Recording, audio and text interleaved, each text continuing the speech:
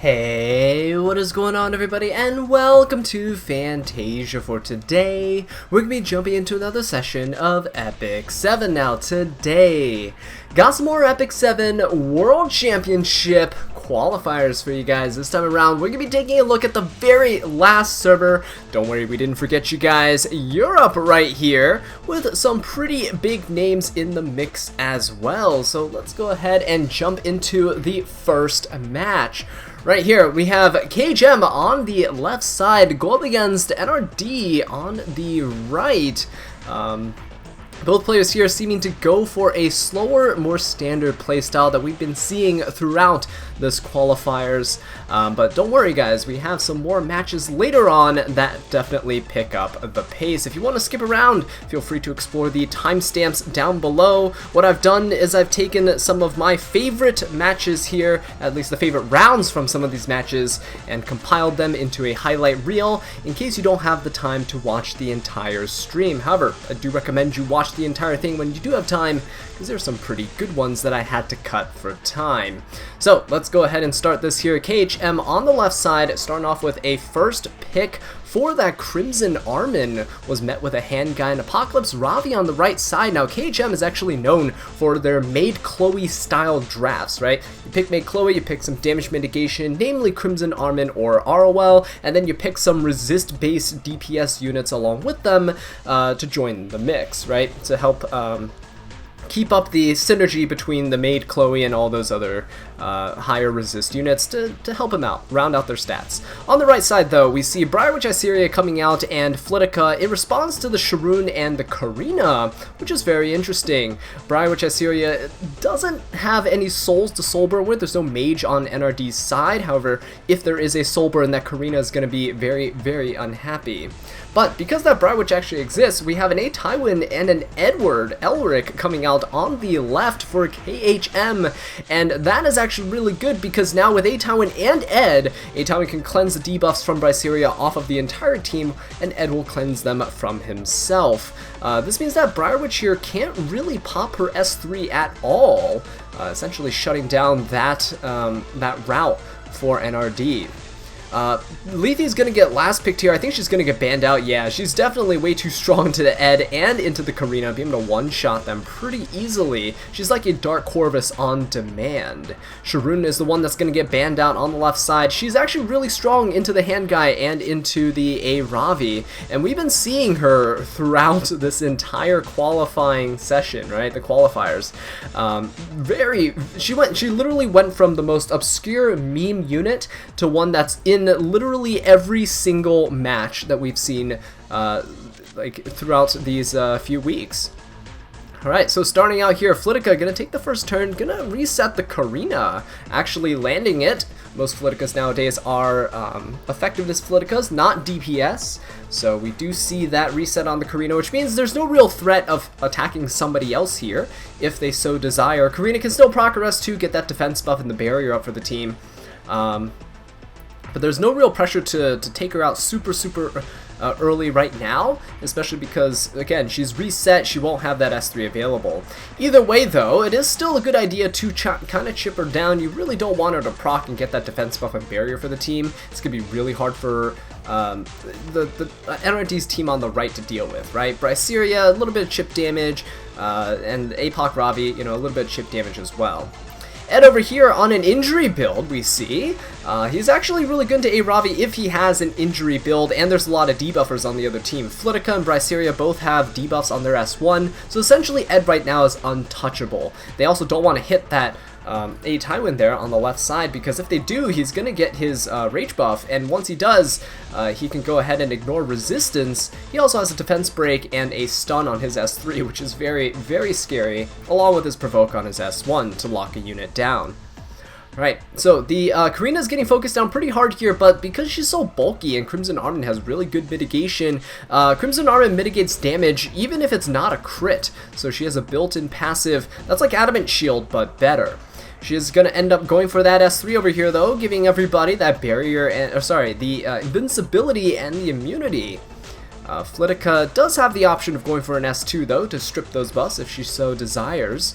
And APOC Ravi going to go ahead and just essentially waste a turn, right? If you look at the combat readiness bar on the left side, Crimson Armin's super good for following up after your team goes and just protecting everyone. So Briar Witch as well, just too scared to rip that S3. You really can't, because that Ed would punish her really, really hard. And now we see the S3 coming out. Defense break on that APOC Ravi. ML Calric doesn't actually have his S3 up yet because he popped it earlier on. So he goes to the S2 to get that barrier to help protect that A Ravi from incoming injury damage, especially on this Ed. Flitica has the ability to S2, and there's no reason not to here, I don't think, but she does opt to go for that S1 instead. Gonna get countered, and oh, look at that damage on that Rocket Punch Gauntlet, chipping down Flitica. Squishier units against units that can abuse Rocket Punch Gauntlet or Abuse Tooth. Very, very weak against those tankier units there. We see the Ed with that S3 damage into that APOC Ravi. A lot of injuries starting to stack up, and it looks like even if she rips an S3 here, it's very, very dangerous because it might not actually kill because of all that mitigation from that Crimson Armin. Getting focused down a little bit, even by the Karina here, so that 2-turn defense break on that APOC Ravi. Looking pretty good for KHM. APOC Ravi, again, look, everybody's turn is here, focusing down this Karina. Finally, we see the hand guy try and chip down this Ed, but again, it's so dangerous, right? For Flitica, for Bryseri, for anyone else to hit this Ed. APOC Ravi could potentially do it, but she's been too busy trying to chip down this Karina this entire match. Alright, finally landing that blind debuff on that Karina, not too shabby, but look at that cooldown on her S3. She's almost there, and she almost has it, and it's gonna be pretty bad if she gets to rip it. Oh, look at that, and the A Tywin taking down that APOC Ravi. So early too, and yeah, they just cannot go by with the APOC Ravi down, because now the Ed just essentially wins the entire match. Alright, moving on into the next match over here. We have Samuhrado on the left side versus elecsat on the right. Now, Samuhrado is a kind of a tankier player, slower player, but we see elecsat on the right side. He's actually known for being a cleaver, so we're going to see some fast-paced shenanigans happening here. In fact, the match might actually be shorter than the actual drafting phase, but let's see. Samuhrado responding to that Aiden first pick with an LRK and a Karina, both very strong into the Aiden. True damage that ignores defense and just doesn't care about critting or not in the form of LRK's S3 or Karina's splash damage with Rocket Punch Gauntlet or her S3 splash damage. Both really good. They're both pretty decent to Zeo as well. We see the Troublemaker Crozet Triple Knight Draft coming out. Nice little round table right here. Troublemaker Crozet coming out. Really good into Zeo, especially if he is on Hilag Lance. So if Zeo tries to attack the person in the back line with a single target attack with his S3, trying to push him back, it'll push the Troublemaker Crozet up because of his passive plus the Hilag Lance. He can potentially cut, go after the Zeo, and then use his S3 to push up the combat readiness of the unit in the backline, cleansing them of their silence and having them cut to take the next turn. So Troublemaker Crozet is really good at redirecting Zeo, and even if Zeo doesn't attack the person in the backline, they're going to be attacking Troublemaker Crozet, wasting his S3. Flitica is going to be coming out as well. Really good follow-up into that Zeo, and she can definitely take the next turn if there is no bridge unit here. So we need some sort of bridge unit, something like Summertime Assyria or Ida as an example. Definitely not the best options here, to be able to cut after the Zeo so that you can continue your momentum as a cleave team. Now, Commander Pavel got picked out really early. Typically, you see him as a 3rd or 4th pick, but he's picked here, or 4th or 5th pick, but you see him picked here as a 3rd pick, and that is just telegraphed to Samuhrado what is going to be going down. This Commander Pavel-centric cleave is going to rely, I mean, it's really good, right? Commander Pavel can definitely nuke some really tanky units like this Karina or the Last Rider Crow, but it's still really risky to pick him super early on because then you're down a flexible unit.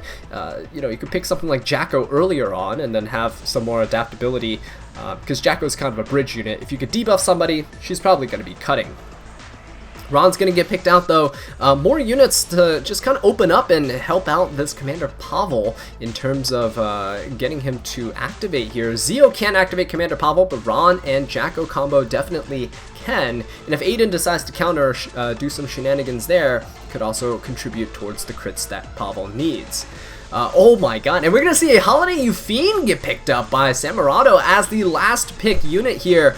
Really, really nice unit, because if Ron goes ahead and hits this Holiday Euphine, she can actually push up and cut and go after him and cleanse the entire team of the debuffs and push them up as well. So really excited to see what happens here. Please don't ban the Holiday Euphine. I think what's going to happen though is the, I don't know, it's really weird because Jacko, while she's a really strong cleave unit, kind of sucks into the Karina. Yeah, so Jacko actually going to end up getting banned out. So it's a really good pick here to ban, because now it's really just Savior Aiden, who's again not really good to Karina and LRK, and this Commander Pavel, which is a little bit of an awkward unit to play around, especially without Jacko here. Ron is the only unit that can really crit, and unless he procs an RNL, he can't really hit twice in one turn to proc this Commander Pavel. Flitica getting banned out, so just in case the bridge unit is gone, in this case Jacko, Flitica, would have been able to potentially go after the Zio. So she's going to get banned out there as a precautionary measure. So Zio going to go ahead and take that first turn as per usual. He has 14k health, so this is not a DPS Zio. This Zio is here to just be a pushback enabler. He's going to be silencing things and pushing something back. Let's see who he goes for here. Popping his S3. Probably going to go into the Troublemaker Crozet. I don't see him going to anyone else here, really. Yep, there we go. Hitting that Troublemaker Crozet. LRK seems to be on Aureus, soaking up some of that damage right there. Ron could go for that S2. Commander Pavel, there's no crits so far for elecsat's team, so let's see what he decides to go for. And S3 is a little risky because Holiday Euphine could cut if she's on something like Snow Crystal. She could definitely cut here. So let's see what happens.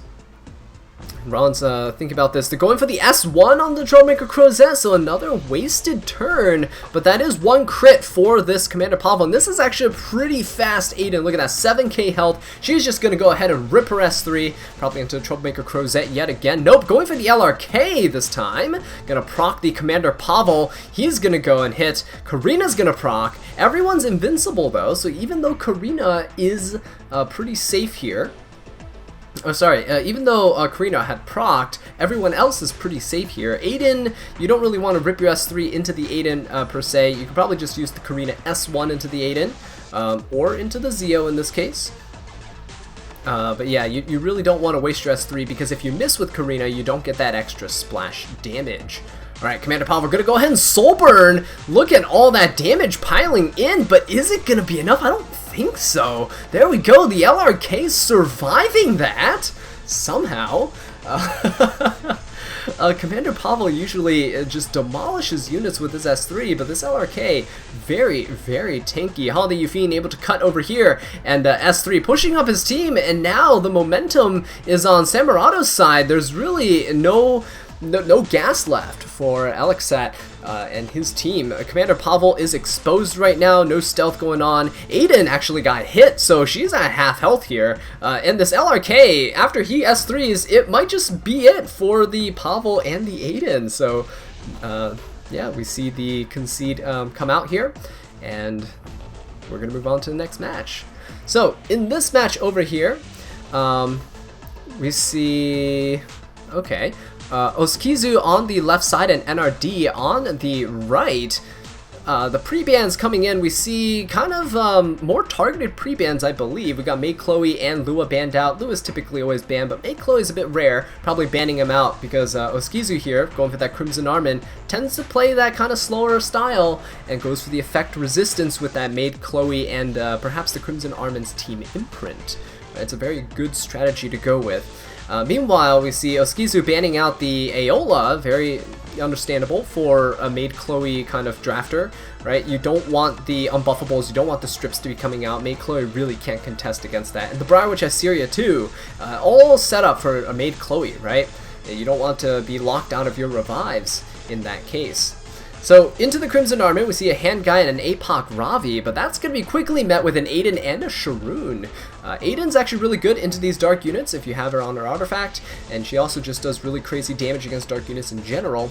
Sharoon is here, good into APOC Ravi and the Hand Guy. She's actually going to be very useful, especially if we see a Spectre Tenebria come out, because Flitica and Zahak on the right side, there's no AoE damage aside from Flitica's S2, but again, most Fliticas are built with effectiveness and not DPS, so therefore, Spectre Tenebria is a very safe pick here.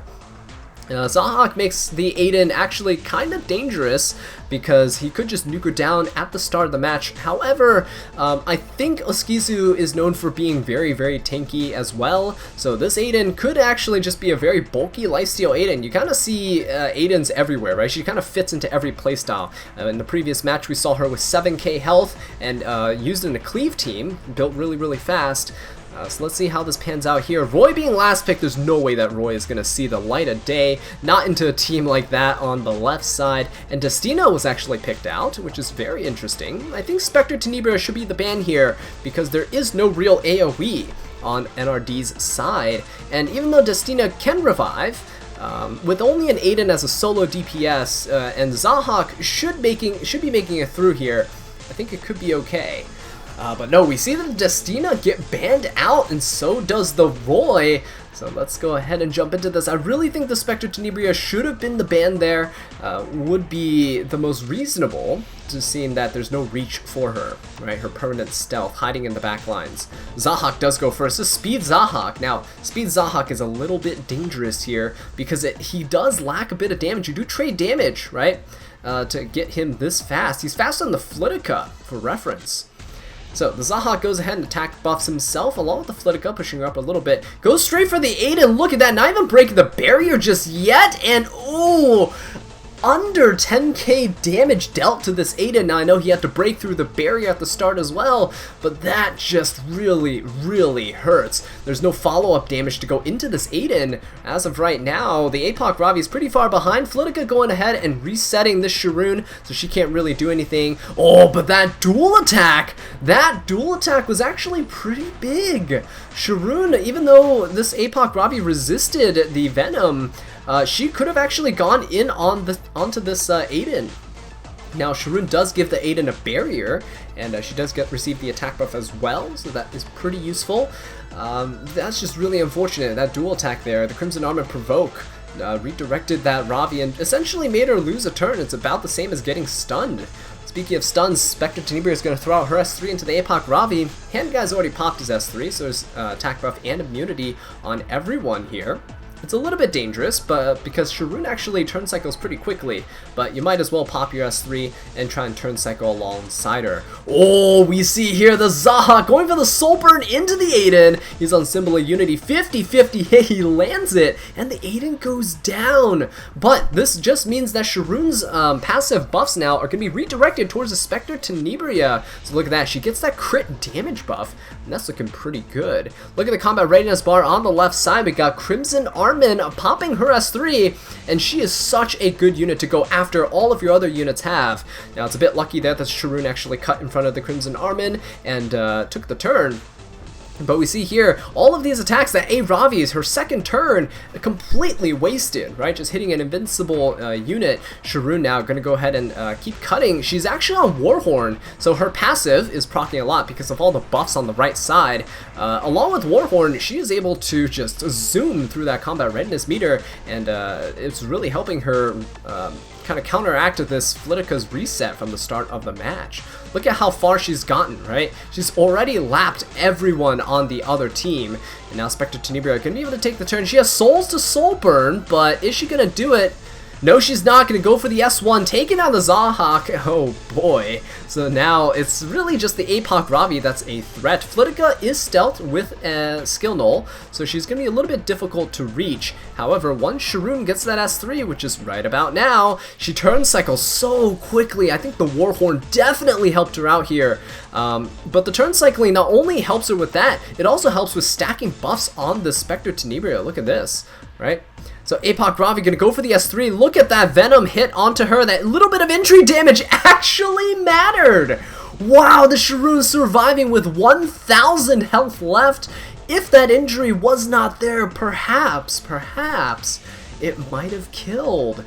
But we see she's going to go and try to reset the hand guy. He resists though, so that's not too great. Although he doesn't have any of his skills just yet, and Sharoon does go down, but not before giving the Spectre Tenebria an attack buff. And look at this, she's about to go. So Apoc Ravi going to get provoked here. The hand guy doesn't have any form of cleanse, and the Spectre Tenebria has enough souls. Who's she going to kill? She's going to go for the hand guy, kills the Flitica in the process. I think hand guy's going to go down regardless here, but let's look at that damage on that Apoc Ravi. Wow, 3/4 of her health down with a single hit, and she had already popped her S3 and could not kill, so that is gonna be it. The Spectre Tenebria just sitting comfortably in the backline, even though Aiden went down. She's just able to keep on dishing damage. Alright, well, that was round number 1, so now we're in round number 2 in the same match. Oskizu here going up against NRD. Let's see if they can get another good match for us over here. Running it back, it seems. We got Hand Guy, Aiden, and Arwell, the same faces coming out yet again. And with the hand guy on the right side, we're going to see Oskizu need to pick some form of a support unit for this Aiden and the Arwell to kind of keep him alive, kind of help support by healing or maybe buffing the team. Right, so Destina has been banned, May Chloe has been banned, Sharoon was picked last match. We'll see if Oskizu has anything else up their sleeves. NRD hovering over the LRK seems like a pretty reasonable pick into the Arwell, into the Aiden. Good damage onto the Aiden can be done with his S3, and of course this Arwell is going to be absorbing a ton of damage from his S3. Essentially going to be knocking. Oh wait, hang on just a second. We got Bihu getting picked up by NRD. I love to see it. One of my secret techs this season as well. So let's see if he can actually do something on the main stage here. Spotlight's on him to perform. Sharoon getting picked out along with Shuna. Double Soul Weavers with this Aiden, so a solo DPS Aiden right here. Not too shabby. Bihu though does actually have some pretty good utility here with his unbuffable and his CR pushing for the team. He can also, if he is on the burn artifact, the Seal of Capture, he can still land burns, and if you soul burn Bihu, he'll be able to detonate those burns at 100% reliability. So he could technically still take out this Aiden if he needs to. Alright, Zahak going to go ahead and round out the draft along with Spectre Tenebria. Spectre Tenebria is a fantastic pick, taking away from the Oskizu. NRD learning from the last round. Yeah, you can't really just let that Spectre through if you don't have any AoE damage. So here's the thing, Spectre Tenebria might actually get banned out over here, because Oskizu doesn't have the reach for her. The last pick is going to be an Arya, which is a very solid pick. However, the Arya posing a huge threat to the entire team on NRD's side, I don't think she's going to be let through here. Gonna be very tanky if she does, because that Arwell's protection and the double Soul Weaver to help cleanse and heal and push up, it's gonna be pretty nasty. So we see the Arwell gonna go ahead and get banned out here actually. Oh, interesting. Zahak's gonna say bye-bye, so never mind. My prediction for bans thrown right out the window. So these guys definitely probably have a plan in mind. They don't want the Zahak to go ahead and just nuke down this Aiden at the start of the battle. But getting rid of the damage mitigation means that Aiden is now so much more vulnerable. Hand Guy gonna go ahead and hit this Arya. Bihu taking the turn right after, going for the S3, gonna push up his team here. Alright, let's see if he can land the unbuffables. Very nice. The only one didn't land on is the Shuna, who's typically built with some pretty high resistance. LRK gonna be taking the turn here, ripping his S3. Gonna do quite a bit of damage. Again, there's no damage mitigation on the left side, so look at this. Even on miss, we see about a third of Aiden's health just go bye-bye. She does end up countering, though. She's a lifesteal Aiden, so she's able to recover some health. Sharoon gonna pop that S3, gonna get rid of the immunities. Gonna go ahead and just strip some of the buffs here and yeah, go ahead and put down the Venom. Shuna taking the turn right afterwards. Spectre Tenebria is coming up, so Shuna could just pop an S3. There's no reason not to here. Put her to sleep, put the attack down on the entire team, which can help mitigate some of the damage coming out from Bihu's burns. Aiden's gonna be taking the turn. it's going to be a little difficult here for her to just pop an S3 because the unbuffable on the Arya and the Sharoon, you really don't want that to be wasted. So going for the S1, just healing up back to full here, hitting the hand guy because he would cleanse the sleep anyway, so there's no reason not to just chip away at him. He's the safest unit to hit, especially if you don't want the Bihu to be awake. So there we go. Arya gonna hit that Spectre Tenebra. Very lucky that they didn't awaken the Bihu here. Sharoon is able to lock down this hand guy, and ooh, that has gotta hurt. That dual attack as well from this Aiden.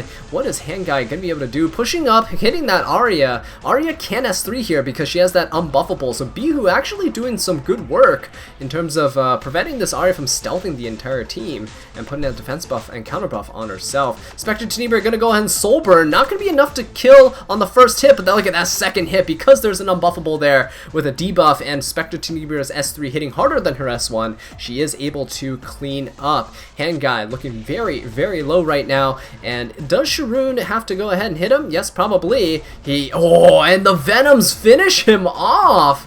So there you go, locking him down. He could not cleanse at all that match. Sharoon has been proving to be such a strong unit, but you know what else is really, really strong? 3% dual attacks. LRK bringing that Spectre Tenebra, hitting both of the Soul Weavers, and we're seeing Bihu actually going ahead and landing a burn and detonating it too. So that is a little problematic as well. Let's go ahead and see what this Shuna is going to do here. She does have access to her S2, but does she want to redistribute the health of the Aiden? No, she's going to just opt to soul burn the S1, going to be healing up a bit and trying to top the Aiden off. Spectre Tenebra gonna go ahead and hit the Aiden. Oh, it crit! Look at that health on this Aiden. Sharoon gonna go ahead and desperately use that S3. Can she kill the Spectre Tenebra on the right side? No, she can't. The LRK's barrier now in play, and the Spectre Tenebra is looking super, super strong. Aiden now going for a last-ditch play. Gonna go for the S3.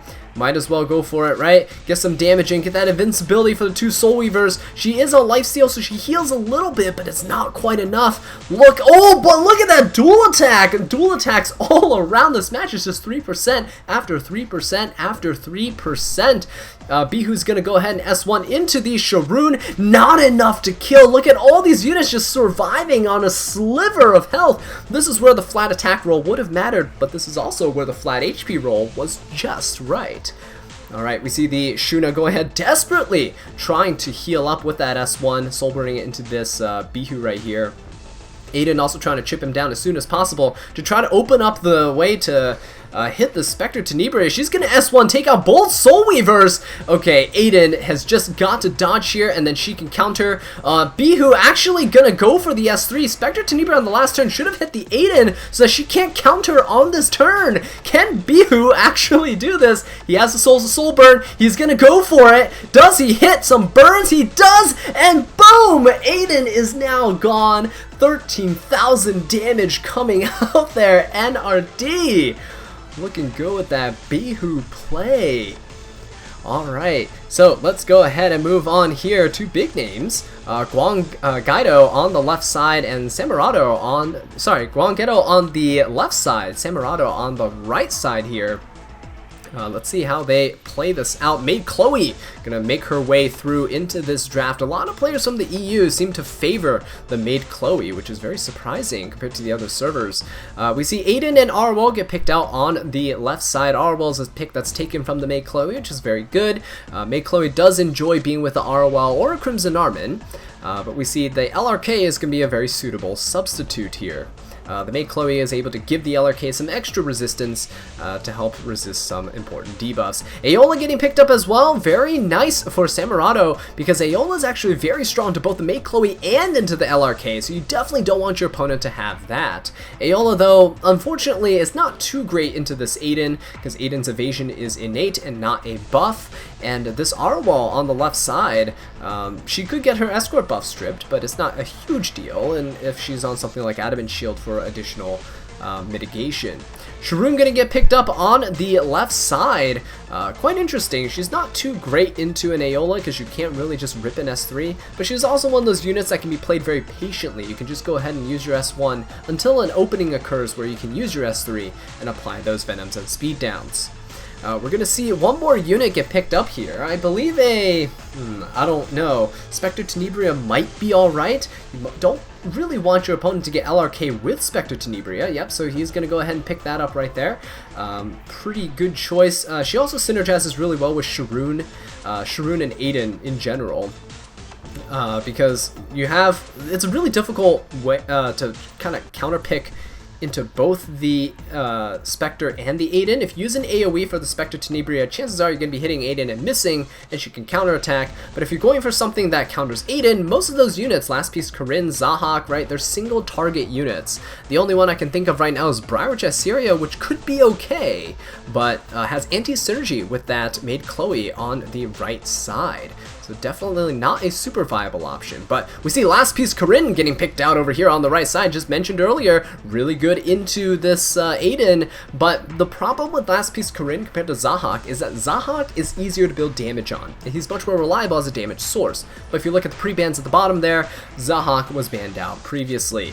So, Last Piece Corinne is the next best option here, and we're just going to see if it works. I mean, we see the Aiden with the Arwell, when there's damage mitigation there, it's really, really hard to break through. Tempest Surin and Celine both getting picked out as the last picks here. Tempest Surin could actually be pretty good into the Spectre Tenebria, and might not die immediately to the Aiden, and Aiden can't really lifesteal too much from this Tempest Surin as well, so maybe it could work. The Celine there picked out is going to be pretty bad for this Last Piece Corinne. I think she's going to get banned out too. This Last Piece Corinne can't go for her S3 to get buff herself before she attacks, as long as that Celine survives on this draft. Okay, so we see both the last picks get banned out here, so no more Tempest Surin, no Celine, and we're just going to have the first 4 units fighting each other in this match. So I believe the Last Piece Corinne is going to be going first here. I predict she's going to pop her S3 and then go into that Aiden. But the real question is that damage mitigation going to be enough? Let's go ahead and see here. So Last Piece Corinne taking that opening turn. Everyone else really far behind, but very consolidated. Look at that combat readiness bar, right? No one really too far ahead of the pack here. Last Piece Corinne gonna pop that S3, get that Phantom Sword buff, and get that attack buff too. And let's see if she can do this. There's a very thick barrier on this Aiden as well from the Arwell, and oh my god! Look at that damage right there, right? This Aiden just surviving on a sliver of health. Oh, and you know what? While the dual attack wasn't too important, this Sharoon is on Celestine, so she healed up the Aiden quite a bit, and she gave her a little barrier. Now, this barrier is going to be made much bigger with this Arwell's S3, so look at that. The Aiden essentially has more than half of her health bar back, and so no one was able to finish her off in that time. She was literally just one small tick away, right, from being taken out of the match right now. But now Maid Chloe is going to be taking the turn. Don't really know who she can go for. Sharoon probably has the lowest effect resist out of all the units there. So gonna go ahead and bonk her. No stun, no push up for the team. And now Aiden gets to go. So if this is a lifesteal, oh my god, look at that. 13,000 health on this Aiden. Incredibly tanky. And she is, I believe, on a lifesteal build, going ahead and hit that Aola. And dealt quite a bit of damage, taking half her health away. So focusing down this Aola is going to be very, very important, mostly because of the fact that she is on Spirit's Breath, as you can see the proc from the artifact earlier. So she is going to be turn cycling and just non-stop throwing debuffs onto the team. And Spectre Tenebria is going to turn cycle out of that real quick, going for that Soul Burn. S1 to S3 does not kill the Aola. What is with the EU and everyone living on a single sliver of health?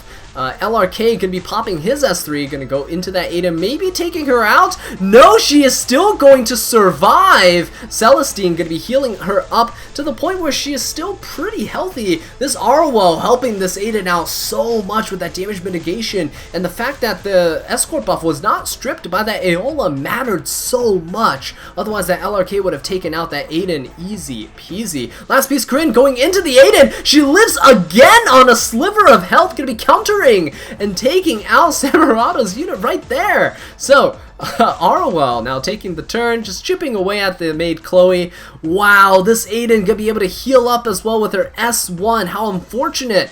So with the Aeola out of the picture, maid Chloe might actually want to go for a revive here and just replenish that attack buff onto that last piece Corinne. Yeah, so we're gonna see that coming out. Aeola's probably gonna die right away. Oh, actually no, she's really far up on that combat readiness bar. She could take the turn here and push someone back, perhaps the Sharoon. Nope, not gonna get that right there. Spectre Tenebria probably gonna be able to finish her off pretty easily. You don't want her alive, of course. That turn cycling is ridiculous, and it prevents your Sharoon from buffing their Spectre or your Aiden, which is quite important, right? The barrier onto the Aiden right now would be very, very nice from Sharoon, but that unbuffable is sitting there right on top of her. LRK gonna go ahead and chip away at that Sharoon. I think right now the priority should be finishing off this Aiden, but this last piece Corinne can't kill, right? Even if you go in right here, I don't think he'll kill, so decides to go for the Sharoon instead. Still doesn't kill, but takes her down really, really low. Samuhrado not looking in the best position right now. The revive buff is actually stripped off of the Corinne. She doesn't have her stealth or shenanigans anymore. She's gonna get hit by that venom on the Sharoon. Is last piece Corinne able to finish off the Sharoon right here? I think that's gonna be a target. No, and she's gonna counter. Look at that with the venom stacks. I think the Aiden is gonna go ahead and finish her off right here, and now there's no more DPS. The dual attack coming out as well.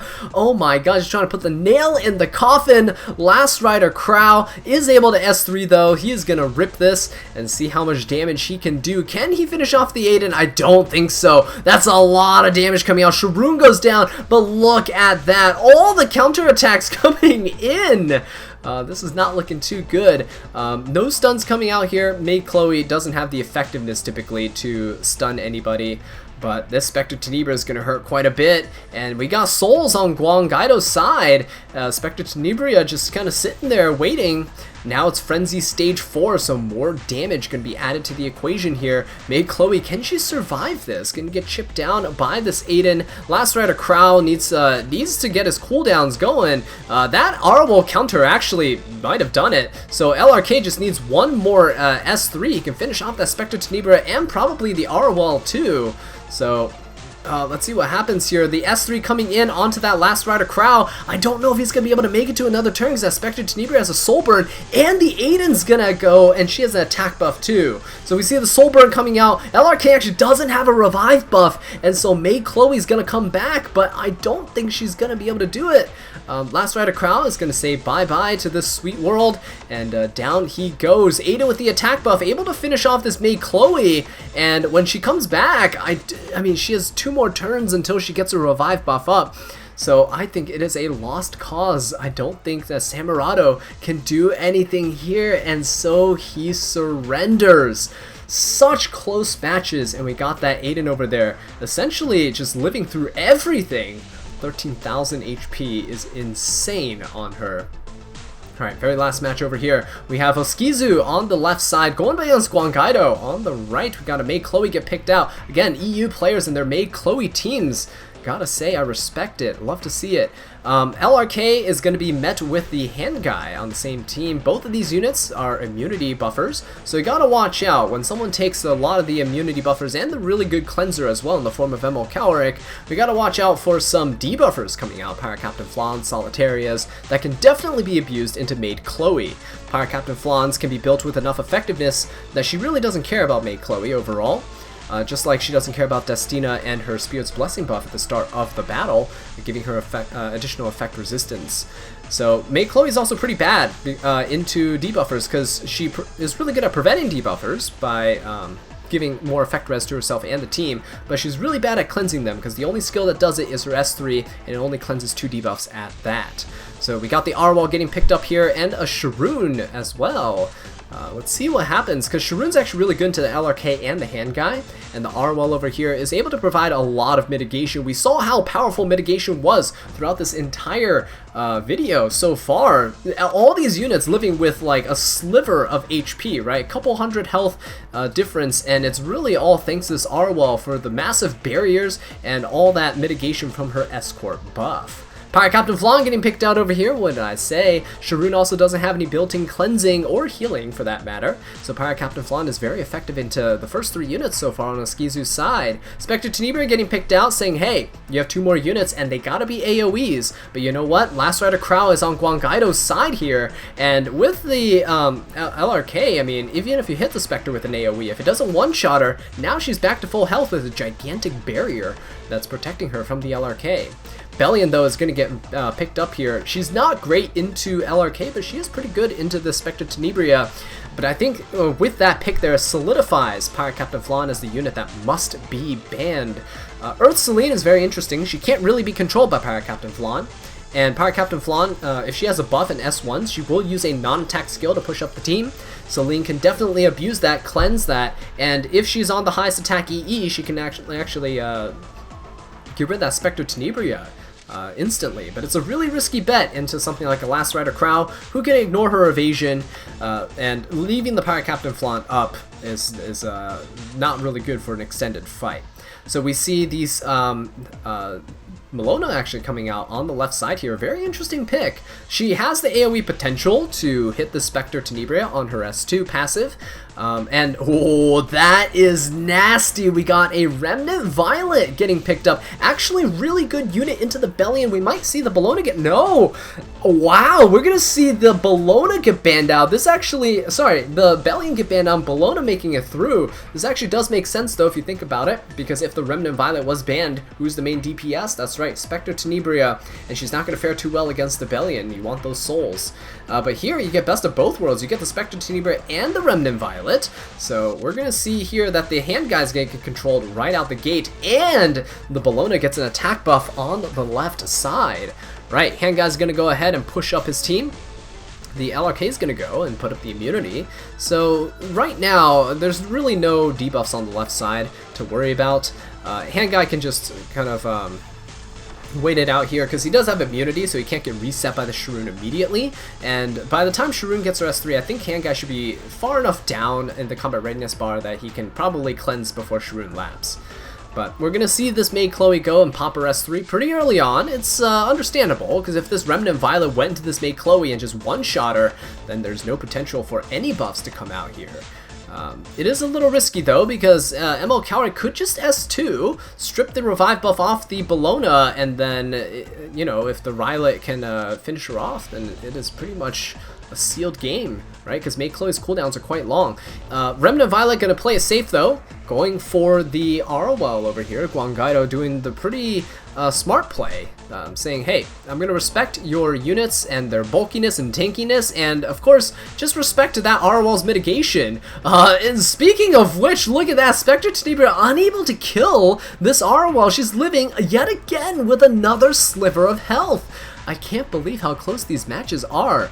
Bellona gonna be taking her first turn, attacking this Last Rider Crow, hitting him down, helping him out with some cooldowns, but it should be alright here. Arwell gonna go for the S3 onto this ML Cowrick. That's actually really important here, because look at this. Stripped the immunity, and now the Sharoon gets to go. Will she be able to... No, she's not able to reset this ML Cowrick. So now he might just go ahead and pop his S3. However... like I mentioned earlier, there we go, the S2. Oh, and the double resist! So not only is he unable to strip the buffs, but no attack down either. The Bellona had immunity, so well, it makes sense. The strip had to happen first before the attack down could be applied. But that made Chloe, right, giving the whole team effect resist with her passive, and just helping out just a little bit, right? Bellona squeezing through and avoiding a catastrophe. If Bellona had all her buffs stripped, it would have been really, really bad, because she had no failsafe, no immunity, no barrier for protection, and no attack buff for damage. Alright, we're going to see the LRK get hit here. He is really, really close to getting his S3. Right, he's at the bottom of the CR bar right now, though, making his way up. Rylan gonna go for the Soul Burn. Not enough to kill this Arwell, unfortunately, but he could use this next turn to do so right here. He is going to do it, going to go for the kill on the Arwell. Probably could have attacked somebody else, and the Arwell's escort would have killed her too, but he just wanted to make sure. Playing it real safe here. Bellona's going to rip an S3 into the LRK, and down he goes. Look at that damage. Attack buff Bellonas are nothing to laugh at, right? insane. Now, a Vigor buff applied to the entire team. That's actually going to help the Arwol survive. No Escort buff is helping Arwol out as well. Not damage sharing in that case means that she survived the Spectre Tenebria's onslaught with the S1. So we see Sharoon going in with the S3. Rylet, though, one hit away from proccing his extra hit. The hand guy getting locked down by the Sharoon. It looks pretty good for Oskizu's side, because look at all the buffs that they have on their team. But this Remnant Violet is really just one lucky jump away from ending this match. So let's see what he goes into here. He can S1 into the Arwol. Gonna take her out here. No, actually not able to take her out again. The little sliver of health is just making such a big difference. And look at that. He's gonna go ahead and jump into the maid Chloe. Pretty good target to go into, actually. Dealing a ton of damage. She's been the main healer here, sustaining the Bellona. And we see the Bellona. Oh my god, that S1 missed, and it still took half of that Remnant Violet's health away. Spectre Tenebria, though, is ready to go. This Arwol is going to be taken out. Oh, Soulburn coming in. Never mind, he's focusing down that maid Chloe. Arwol goes down due to the Escort buff, and look at that damage onto that Bellona as well. About a third of her health away from just a single S1. And now without any damage mitigation here. Oh, this Remnant Violet. No way. This Remnant Violet, the double-edged Decrescent, getting that extra focus when Bellona countered. He got another focus. Now he's going to go into the Bellona. It's over. Remnant Violet with the double-edged Decrescent proc. Gwanggaeto has got this. That is absolutely insane. And look at that, he's just going to chop down the Sharoon. There's no way this maid Chloe is going to be able to survive. Remnant Violet has another S3. And Gwanggaeto is able to finish this match off in style. I think Remnant Violet even got hit earlier before with the Bellona, but he evaded enough times that he was able to get those focus stacks. Very, very nice. But wow, that's got to be sad to lose to, right? Anyway, with that being said though, guys, thank you so much for watching this video. I really do appreciate it.